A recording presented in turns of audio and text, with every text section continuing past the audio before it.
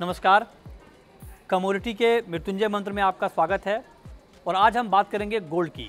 Gold की बात इसलिए कि 6 महीने में गोल्ड की कीमतों में बहुत उतार चढ़ाव का माहौल रहा है, भारी उठापटक का माहौल रहा है। तो आज हम आपको गोल्ड की छमाही रिपोर्ट में बताएंगे कि पिछले 6 महीने में गोल्ड की चाल किस किस तरह से रही है और नेक्स्ट 6 मंथ यानी साल के अंत तक गोल्ड की चाल किस तरह से रहने वाली है। तो सबसे पहले आपको बताते हैं कि गोल्ड में हुआ क्या है। MCX पर गोल्ड का भाव 58,000 के नीचे आ गया है और ग्लोबल मार्केट में गोल्ड का भाव $1900 के नीचे तक लुढ़का है।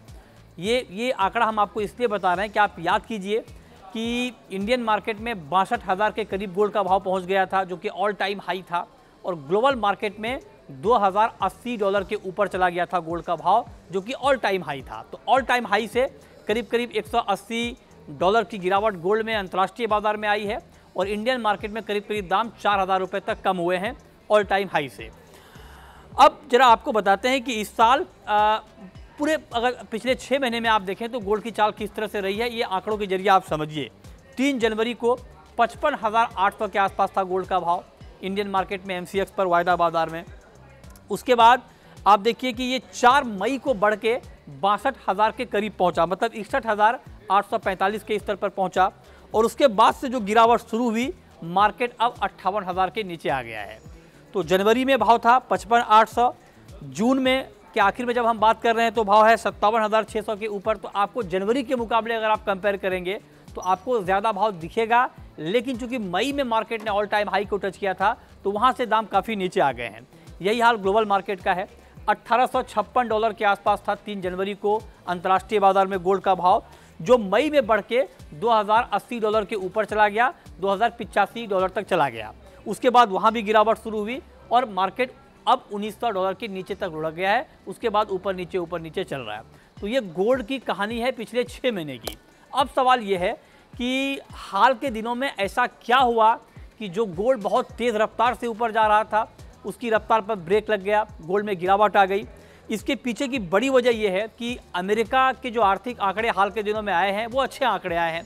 चाहे इससे पहले आप कंज्यूमर कॉन्फिडेंस के आंकड़ों को देख लीजिए, घरों की बिक्री के आंकड़ों को देख लीजिए और अब GDP के नंबर्स को देख लीजिए। ये सारे नंबर अमेरिका के बेहतर हैं और Q1 में जो US की GDP ग्रोथ है वो जो पहले का आकलन था एस्टिमेट से उससे बेहतर है। मतलब 1.3 का पहले का एस्टिमेट था, वो जो रिवाइज्ड हुआ वो 2% पे आ गया। तो GDP के आंकड़े अच्छे हैं। अमेरिका में साप्ताहिक बेरोजगारी दावे 2 साल के निचले स्तर पर हैं। डॉलर इंडेक्स 103 के ऊपर चला गया, जो कि 2 हफ्ते की ऊंचाई पर है। और अमेरिकी सेंट्रल बैंक फेड ने ये साफ संकेत दिए हैं कि आगे 2 बार दरें और बढ़ सकती हैं। ये सारे फैक्टर गोल्ड के लिए निगेटिव हैं और यही वजह है कि गोल्ड की कीमतें लगातार नीचे आ रही हैं।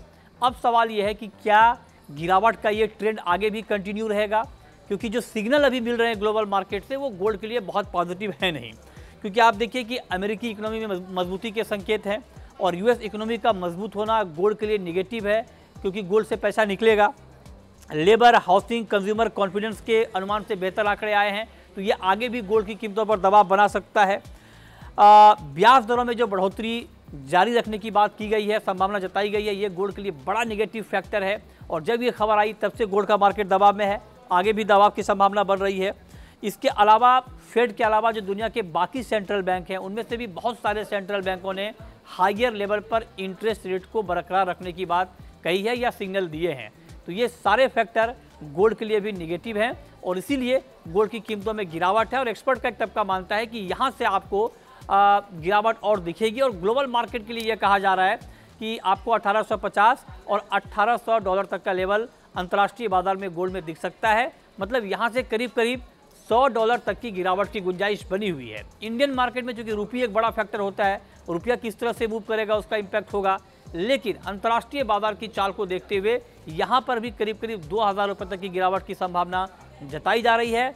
लेकिन जानकार मानते हैं कि अगर मार्केट यहाँ से 2,000 रुपये तक गिरता है, 56,000 के आसपास आता है, तो वो एक अच्छा लेवल होगा बाइंग का लॉन्ग टर्म के लिहाज से। क्योंकि एक बार जब फिर से दरें घटनी शुरू हो जाएंगी तब गोल्ड की चमक एक बार फिर से बढ़ेगी।